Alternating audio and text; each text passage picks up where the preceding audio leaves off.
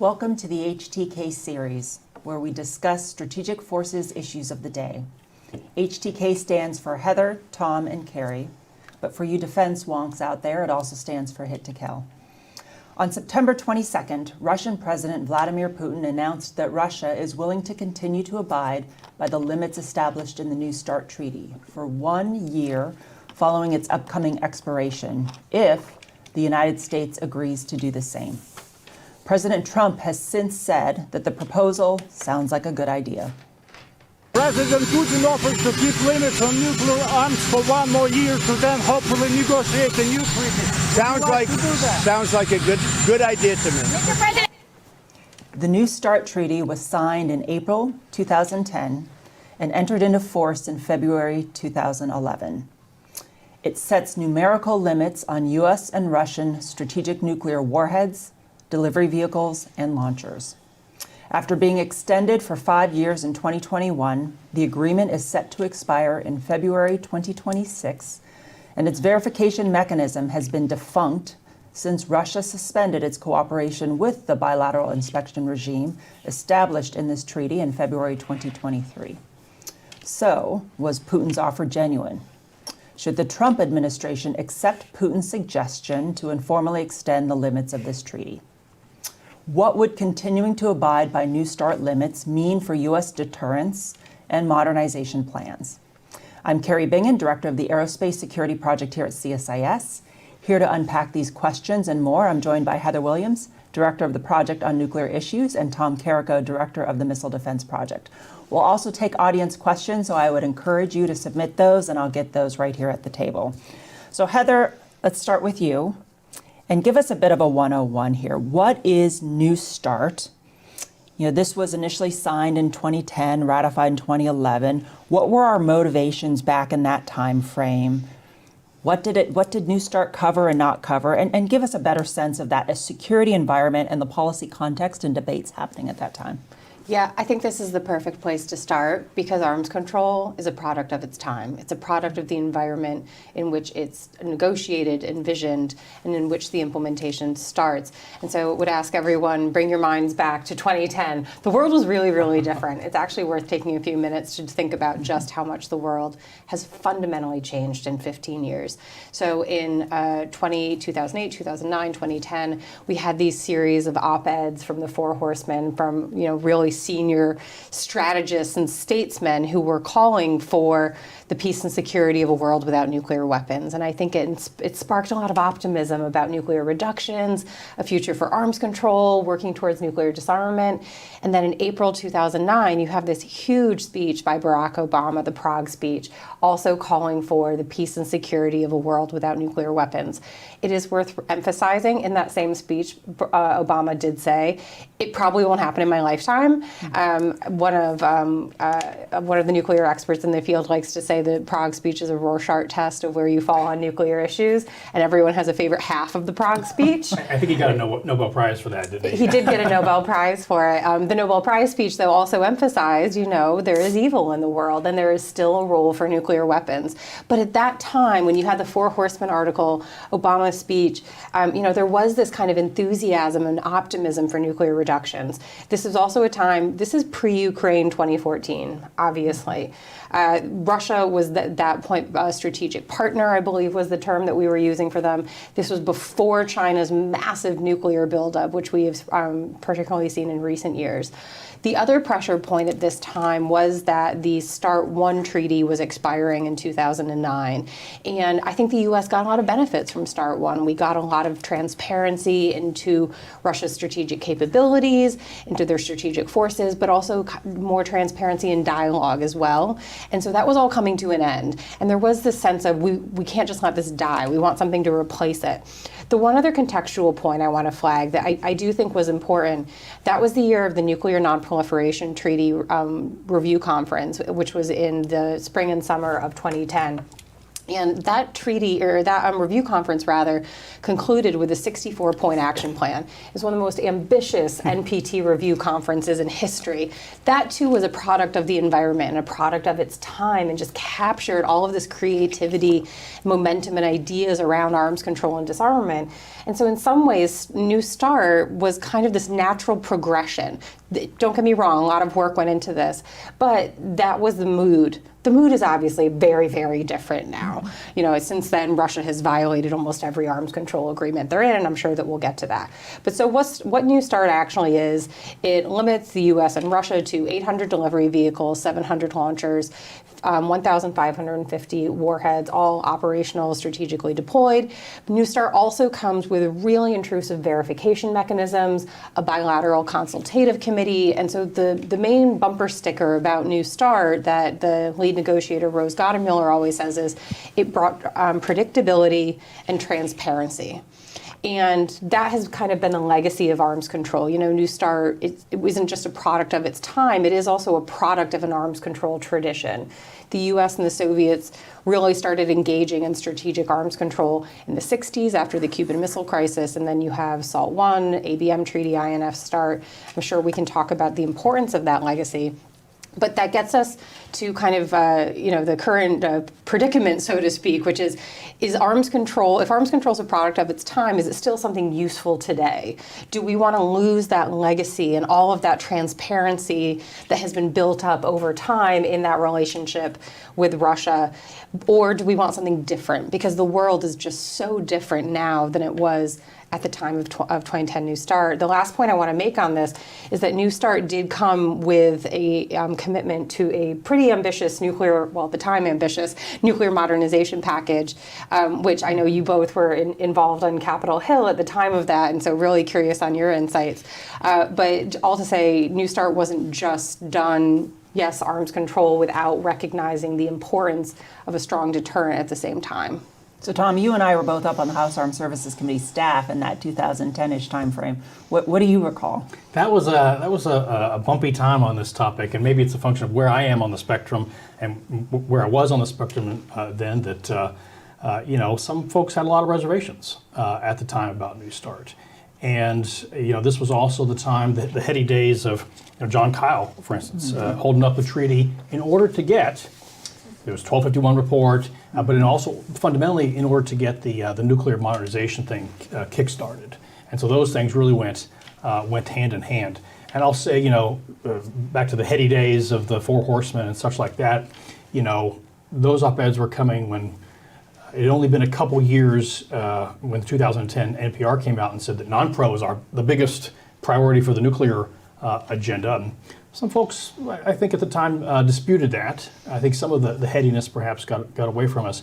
Russia had invaded Georgia just 2 years before that in 2008. We kind of got awakened to the Russian character in 2014. But they did invade Georgia in 2008, and I think it was John McCain in this context around that time. He was talking about looking into Putin's eyes and seeing KGB. So I think not everybody was quite in that same space, but it was, like you say, a very different time. Yeah, and I go back to that time as well, and we were involved in the House on the debates. Obviously, the Senate had the treaty ratification responsibility, but what really weighed on, I think, members and senators on that time was Obama's Prague speech. It was this world free of nuclear weapons, and would that mean that the United States was willing to take even unilateral reductions? Obviously, there was a desire for a treaty, but would the U.S. go further? Was arms control at that point in time, was it an ends or was it a means to an end? And we were not focused on China. China had its few hundred nuclear weapons.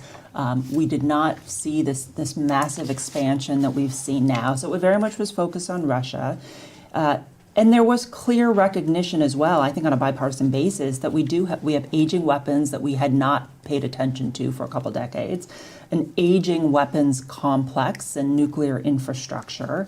And so there was a grand bargain to be had here politically, and I credit Obviously, Obama administration pushed the new, and wanted the New START treaty, but you had Senator Kyle, you had Tim Morrison working for him at the time. On the House side, we had Congressman Mac Thornberry, Congressman Mike Turner, who really pushed for, hey, we will support this treaty, but we need to make sure that the weapons posture and deterrent that we have in place is safe, secure, reliable, that we are investing in the modernization of our delivery systems, and that we're investing in the modernization of the complex.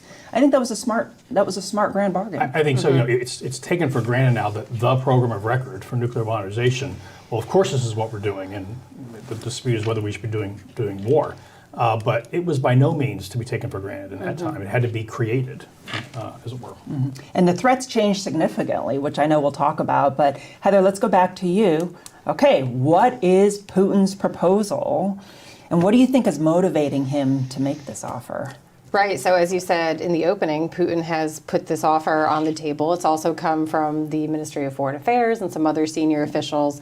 It's worth noting, I've gone and looked at the different wording of all the different comments, and sometimes worded a bit differently. I'm gonna say Vladimir Putin's word is going to be the deciding one on this. And so what Putin's offer was that Russia would continue to abide by the central limit, so that those numbers that I threw out, 1550 warheads being a key one, that Russia would continue to observe those limits for an additional year past February 5th, 2026. There are a few caveats to what he said, however, that I thought were pretty important. He said, "We believe that this measure will become viable only if the United States acts in a similar way and does not take steps that undermine or violate the existing ratio of deterrence potential." So it is very much teeing this up and saying, okay, ball's in your court now. And we've talked about this, and I think it's worth unpacking. This is a traditional Russian play. They've done this historically with other agreements. But what were some of Putin's potential motivations? The timing of this, I think, is really important. It was around the time of when the UN General Assembly was opening up. And so I think there was very much an international audience that Putin was trying to speak to. And again, this is also part of the Russian playbook, trying to portray Russia as this champion of arms control and strategic stability. They're the one trying to uphold the NPT. China also has that playbook. I think China's a little bit better at it than the Russians are. But that timing, I think, was a really crucial factor about why did Putin make this offer now? That was a part that seemed a little bit unique to me. The other reason why they might be doing it now, according to the Russians themselves, they are about 90% done with their nuclear modernization, modernization of their nuclear forces. The U.S. isn't at 90%. We're still struggling with a lot of the different replacement programs. Sentinel, obviously, we've talked about on other episodes of this. And so I think that for Russia, there is a benefit to continuing to hold these limits, because they've already made a lot of these investments and come up with their new systems, whereas we're really just getting into it. Trump's response, as we said, Trump said, it sounds like a good idea. I've heard a few people around the community say, oh, great, Trump has agreed to it. I didn't quite interpret it that way. I heard the president saying, this is something we should think about, not say, yes, absolutely, let's go forth with it. But obviously, I have no idea what's in the president's mind. I don't think anybody does on this issue necessarily.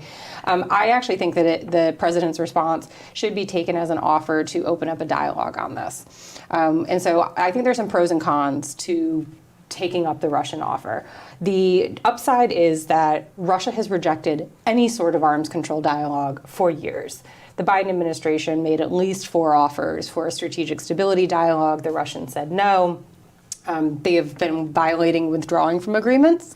We haven't had bilateral consultative committee conversations with them in years. And so on the one hand, if the door is open, and we've been asking for the door to be open, we've been knocking on the door for a while, maybe it is a good opportunity to take up. The other potential benefits would be this return to predictability and transparency, if it came with some sort of verification measures or a return to those BCC meetings. And so that would have to be part of a conversation. Again, why I just don't think the U.S. should blindly agree to this and say, yeah, that sounds great, let's go forth and do it. The details really will matter in this. The last reason that I'll say I think it could be a good idea is because it could be a starting point for some sort of future arms control agreements. And keeping that door open could have benefits for us in terms of having a bit more insights into what are Russia's strategic intentions and what is their arsenal. The downsides and why, I actually did my PhD dissertation was on the benefits of arms control and trust building. I'm still really skeptical about this. Like, I think that there's a lot of red flags here. Russia has rejected arms control, violated arms control, withdrawn from arms control. On the one hand, that's why this offer could be a great opportunity. On the other hand, why should we trust anything that the Russians want to do in arms control right now? When someone shows you who they are, you should believe them. The Russians have shown us who they are on arms control, and we really should believe them. The other reason I'm skeptical about this is because I think this will make our allies really nervous. I was at a conference in Europe last month, and I asked someone, what would make you nervous coming out of the Trump administration on nuclear policy? And quite a few Europeans said, arms control would make me really nervous right now. They're worried about being cut out. As long as there is a Russian troop on the ground in Ukraine, they think it's too premature to engage in this sort of agreement with the Russians going forward. Can I keep you just going on this? Because I think sometimes we assume, arms control might be a good idea, but can you go back to why do we have it in the first place? What are there's a military operational piece of this of why you might want arms control or even agree to controlling, but then there's also a policy and a political aspect to this. So what is it good for? What are the benefits of it? Yeah, I think there's and then are those conditions, in place, I guess? Yeah, and I think I'm really glad you asked that because it is worth going back to what's the point? Yeah. Arms control is not something that we are obligated to do. It is not something that should take precedent over deterrence in my mind. Deterrence comes first, and arms control opportunities might flow from arms control. But in my mind, arms control is a management tool. If you have one or multiple peer adversaries who are also building up their strategic arsenals, arms control is a tool that can give you some sense of at what rate are they producing, what do they have. It gives you that bit of predictability that can be a benefit in force posturing, and that transparency that otherwise you really might not have. Arms control is not disarmament. A lot of arms control agreements do include reductions, but not necessarily. I think that's a really important point to drive home. There have historically been arms control agreements that have allowed states to actually build up within them. And so I think that relationship between arms control and deterrence is a really important one, that deterrence has to take a priority.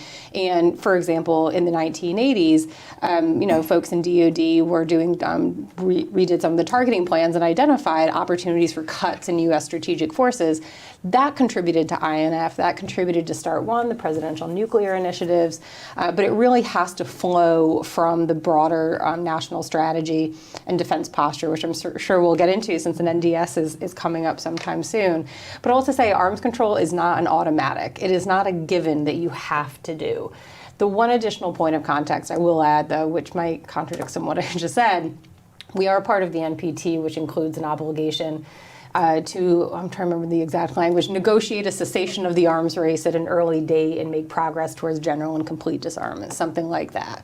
The world is not moving in that direction. I haven't seen the Russians showing any interest in negotiating a cessation of the arms race. I don't see the Chinese working towards general and complete disarmament. But if we want to uphold the NPT, we have to find some way to meet that obligation. And sometimes arms control can help with that. Well, I think Heather's right on one key thing here, and I did my dissertation on treaty law as well, so we can look at us, nerd out. Relevant PhDs. Look, pacta sunt servanda, treaties must be observed. Is kind of the bedrock principle here, but I'm not too worried about the NPT things because of being the product of its time, for instance. The other thing, nerding out here, is the word. A treaty for Latin was the word for faith, right? Federa, it's the same root for federal government for our union. There's not just a whole lot of faith. It's bad faith all the way down in terms of Putin. Right? There's a third technical term in treaty law that I think Putin is playing here, and that's called bamboozling. Right? I think he's trying to bamboozle for U.S. domestic politics and international politics. He's playing on the sky would fall if we don't have this kind of thing, and looking for the marginal advantage, political and military advantage, for instance. There's another word from diplomacy here that I want to invoke, and that's détente. And détente is from the French, the loosening of the tension. We treat détente from the 70s as always obviously a good thing. sometimes politically it's bad to loosen the tension, to let your guard down. It literally comes from loosening the catch on the crossbow or the trigger, actually. And I think right now we need to stay focused. We need to keep the tension up, and we need to remain seized of the KGB nature of Putin's eyes right now, as opposed to looking for off ramps. I mean, again, Russia's violated every treaty, just about, and they're toying with violating the Outer Space Treaty. But look, there were reports of them using chemical weapons in Ukraine. Yeah. Last month? So there's not the basis of faith. It's violations all the way down, and I'm reminded of John Kerry in 2014 when the reports of INF violations were percolating up. This was only a couple years after New START entered into force, and John Kerry said, "Look, if this is right, the U.S. Senate is never going to ratify another arms control treaty ever again." And I think it's important to also emphasize, you remember Kerry in 2010, it was like, oh my goodness, START expired, the sky is going to fall if we don't get another treaty in place immediately. But SALT 1 expired. We didn't have a SALT 2 because of Afghanistan. And we went from 1977 to 1991 without a big comprehensive treaty. This, lot went on in the 80s, of course. And then likewise, there was a gap between START 1 and New START. So I think everybody needs to just keep calm and carry on. The sky's not going to fall just because we don't have a piece of paper with ribbons on it governing these kinds of things. Okay, Tom, I'm going to keep this on you. I mean, I imagine the Russians would love nothing more than to put missile defense and now space-based interceptors announced as part of Golden Dome in some sort of treaty package. So we've got that bucket here to talk about and tackle. But then also, nowhere in this conversation that we're having right now are we talking China and what China's doing on the nuclear front. So tackle both of those. Well, Trump 1.0, China showed exactly zero interest in talks. Over time, zero interest in nuclear talks. They're building up to get to their marginal advantage. And I think to Heather's point, we have to first build up to get to a position of strength before we even think about that sort of thing. So I think that's just foolish right now. Well, very quickly, Trump, I gave the recent Trump quote about this might be a good idea, but Trump has made has made statements earlier about how he's interested in denuclearization. And I think a lot of folks have been getting excited about that. But an important caveat to those offers is he has always said he wants it with Russia and China. I haven't heard the president make any major definitive statements about arms control just with Russia. It seems like China will have to be part of any future arms control equation going forward for the administration. Well, and if we agreed with the Russians on continuing the caps, who benefits from this? It's China that is continuing to expand their numbers, diversity of different types of platforms. And oh, by the way, we haven't even talked Russia's 2,000 or so non-strategic or tactical nuclear weapons that aren't covered under any of this. But Tom, I did want to go back to you on missile defense. Yeah. There's a certain article in the New START Treaty that explicitly addresses missile defense. So I don't want to get you off the hook yet. Yeah. What did that say? So there's two things. We have, I think, section 5 we can pull up here, which prohibits the conversion of ICBM or SLBM launchers, canisters, silos, for the use of missile defense interceptors. And this was, again, 2010 timeframe. Keep in mind, just a few years earlier during the Bush administration, we put a small number of ground-based interceptors, GBIs, into Vandenberg Air Force Base, Peacekeeper silos, I think it was, now Vandenberg Space Force Base. I think there's just 4 there, for instance, and that's where we do our testing from, but they are operational. And so it prohibits the conversion of any more of them. And I think there's a couple reasons why that might be. The first is, it is generally a good idea to have your ICBMs coming from one place and your interceptor things coming from another place, so that you don't misconstrue one for the other on a bad day. But there's also something else in the treaty, and that is the preamble, which is not binding, but nevertheless has all this language about recognizing the relationship between offensive and defensive strategic arms, and that we don't want basically the buildup of lots of missile defense interceptors to undermine the essentially assured vulnerability from the offensive side. I'll just say I didn't like the language at the time. I still don't like it. It's very much smacks of kind of frankly the preamble of the 1972 ABM treaty, and I think where we've come on the missile defense side is just kind of makes that a little bit obsolete. But there's another thing on the missile defense front, and that is that Putin also, again, I think trying to bamboozle folks and play the political card, was grousing about U.S. plans to expand strategic components of missile defense, including preparations for interceptors in outer space. And he said that this is destabilizing and it could nullify our efforts to maintain the status quo in the field of strategic offensive arms. I guess my reaction is, really, Jan? First of all, yes, the executive order for Golden Dome did talk about developing these things. I think that's a long way off. There's a lot of technical problems. And I guess I just have a whole lot more faith in the capability of ours and their offensive capability to not make nuclear weapons impotent and obsolete anytime soon.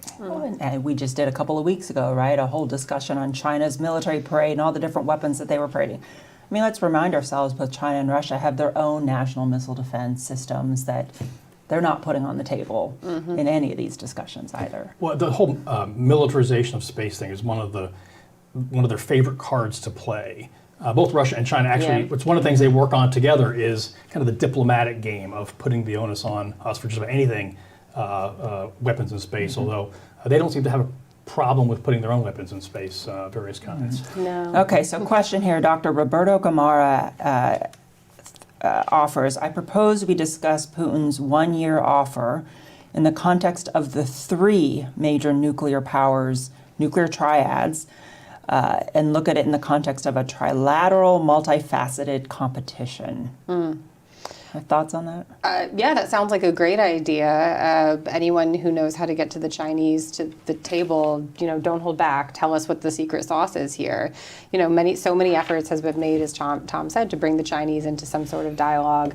There were a couple talks during the Biden administration. I think there was one talk between the State Department and Chinese MFA, and not much really came out of that. Though I do think it's interesting. The Chinese then went to unilaterally observe some of the things that we have been talking to them about, like missile launch notifications.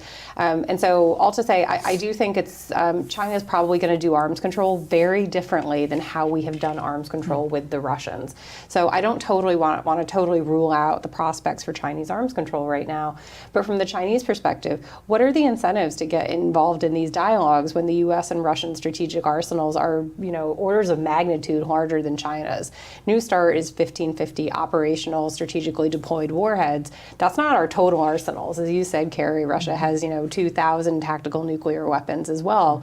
And China's arsenal by DoD estimates is now at around 600. So there's a massive asymmetry there. So from the Chinese perspective, there might not be a huge incentive to get involved at this point. I think that would be great. I will put out there one possible forum for having that sort of conversation is this thing called the P5 process, which is within the NPT, and it was established in 2008.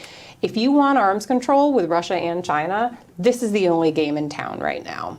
And the Brits just took over the presidency of it. They're meant to deliver something in spring for the NPT. To be clear, I don't put a lot of hope in this process. Not a ton has been going on. It's really hard to have any progress in dialogue when the Russians, are violating sovereign borders and China is massively expanding its arsenal. But in terms of where dialogue might happen, right now, that's really the only option. And so as much as, I think it would be interesting if China wanted to join a strategic stability conversation and trilaterally, Beijing has just shown zero interest in that thus far. There's the ironclad rule of international politics that wanting ain't getting, and I think it's going to be very hard to get them to the table. There's two other things. First of all, there's an article out today from friends David Trachtenberg and James Anderson, both Trump administration officials in DoD, and their read on this is that the proposal and Trump's apparent interest in taking Putin's proposal, they call it misplaced and naive, to which I say, yay, verily. And I hope that the folks in the White House are listening to that. But there's two other things that are really nagging here that have to be flagged, which is, they will observe the central strategic limits, right?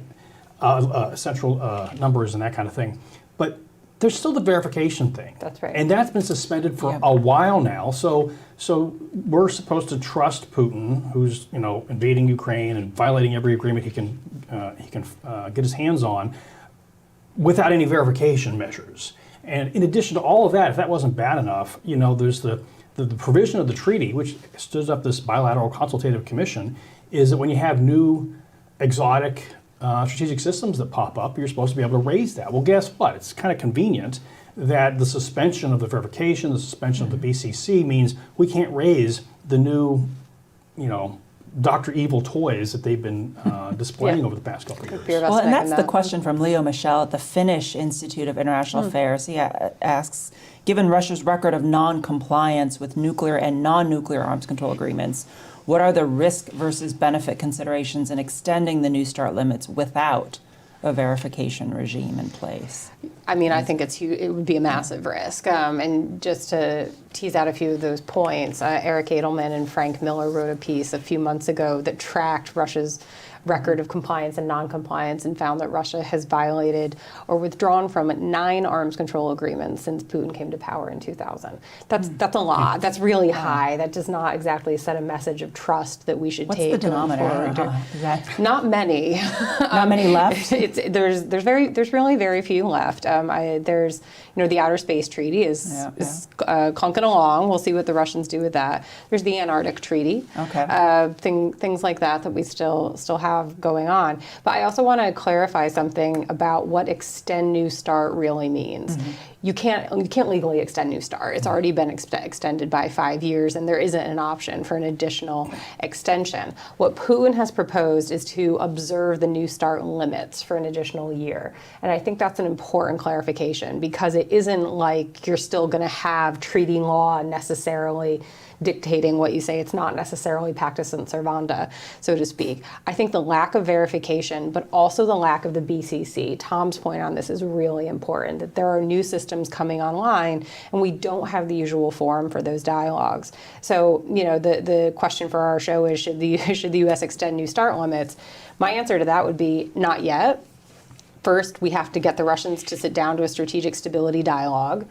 In that dialogue, we have to clarify, will observing the limits include getting back to verification, getting back to 2 on-site inspections a year, getting back to the bilateral consultative committees.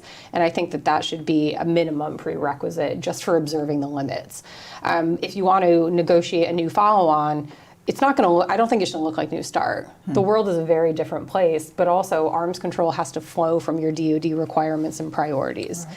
And so with maybe the NDS is going to make it clear what those priorities are. The U.S. is probably going to have to modernize, diversify, and or expand its nuclear arsenal. That should be what sets the tone for what comes after New START, not the other way around. Well, and that's a good way to bring this segment to a closure here, which is we are anticipating a new national defense strategy to be released by the Secretary of War at any time now. What would you like to see it say, policy, posture, capabilities on the nuclear front and perhaps arms control and non-proliferation front? Look, I'm going to be looking for the love of it, showing love for what are currently non-accountable systems, allegedly non-strategic systems.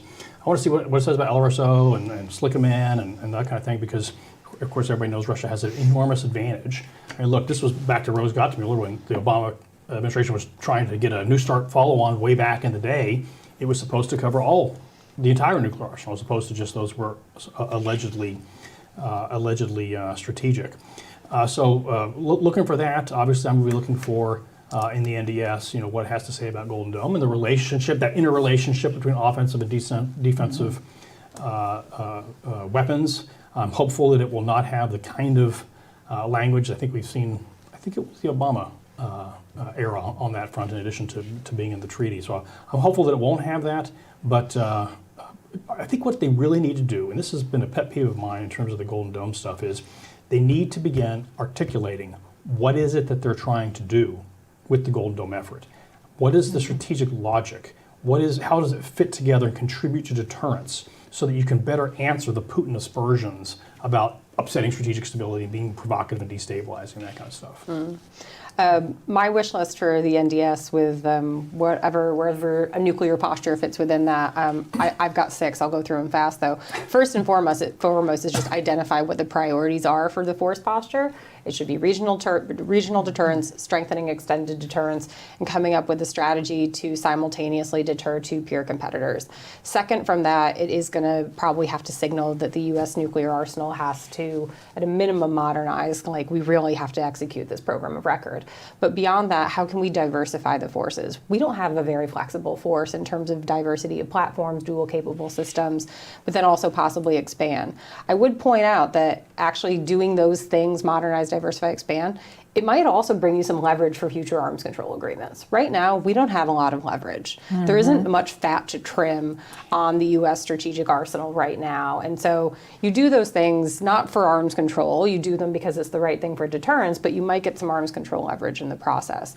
Number three would be specific capabilities I'm looking out for, SLCMN obviously, but also possibly a new standoff capability. Number four is prioritizing non-proliferation, but tying it explicitly to extended nuclear deterrence. And recognizing that part of the reason that our allies are not pursuing independent nuclear programs is because we have extended the nuclear umbrella to them for decades. And really making it clear the reason we do extended deterrence, yes, it is for their security, it is also for non-pro. Number five is just some mention of the NPT. I'm worried about the health of the NPT. It would be great to just acknowledge the NPT is a thing and we'll continue to abide by it. At the bottom of my wish list is arms control. Because I think this is a moment for creativity and thinking about new ways to do arms control based on the new set of requirements. I don't know what that looks like, and I spent a lot of time thinking about this, so I don't have the answers. The administration might have some creative answers, but I think that we're not going to have a clear vision for the future of arms control right now, and thus I don't think Putin should be the one to force our hand. Well, and just real quick, I mean, and I don't think you said this explicitly, but you implied it, which is, you know, in the near term, we could have the upload. That's right. Upload of our ICBMs. I think we have a picture of this actually. You know, the Minuteman forces have, you know, one RV per, but they could easily go to three, for instance, if you so wanted. But then I just want to say one final thing, which is you can't want it worse than the other guy. I think that's in the art of the deal somewhere. And so this is I think very much a phenomenon of Washington D.C., which is no one will ever kind of within a political party criticize the president on something, which is I think a perfect hemming to the principle that Blackstone said in the 1780s that the king can do no wrong. It's a fundamental principle in the English Constitution. The king can do no wrong. He can never fail. He can only be failed by his advisors. And so again, I want to go back to the Trachtenberg and Anderson comment. This is a misplaced and naive proposal, and we need folks in the administration, I think, to correct the king and not fail him. Well, these are terrific points, and I had a short list of three as well that I'll throw out here, and a good amount of this comes from the Strategic Posture Commission that was co-led in a bipartisan manner by former Senator John Kyle and Madeleine Creedon, and they reiterate the threat. And so I'd like to see the NDS just reconfirm or revalidate that we are now at a point where we are dealing with two nuclear arsenals, two nuclear peers that are on par with the United States, which we've never had to deal with before. And that changes the game, I think, significantly as we think about our own nuclear posture and capabilities. The Strategic Posture Commission went on to say that American defense strategy and strategic posture must change, and it must change urgently. Second, the Posture Commission also highlighted that if we don't field sufficient conventional capabilities and conventional forces to deter and defeat Russian and Chinese aggression in Europe and in Asia, we will actually have to rely more on our nuclear forces. And so there is also, we talked about the relationship between missile defense and nuclear forces, but there's a relationship between nuclear and conventional forces. And it's so important for us to also continue to modernize and expand and strengthen our conventional force capabilities. And then lastly, Tom, you did an alliteration at one of our last discussions, so I'm going to do an alliteration here. Deliver digits diversity. So deliver on that program of record. You have Sentinel, B-21, Columbia class. But I'm going to say digits because I needed a D, but it's numbers. Let's revisit B-21. 100, is that really sufficient? 100. Right. I know others have said 150, 200. Is Columbia class at 12? Is that sufficient? And then some of the systems that you talked about. And then diversity. I absolutely agree with you. I mean, again, China touted, we have ICBMs in silos. We have road mobile ICBMs. we don't have that diversity in our delivery systems and force, and therefore nor do we have sufficient leverage of things to put on the table. And back to art of the deal, you negotiate from a position of strength. You don't give up what you actually need to do the mission. So, okay, I think with that, we could keep going on. Perfect point. But we'll stop there. I want to thank everyone for joining us, and thank our teams, our missile defense team, our Pony team, our aerospace team, our streaming and broadcasting colleagues who do a terrific job for us each time. Stay tuned for more discussions on HTK.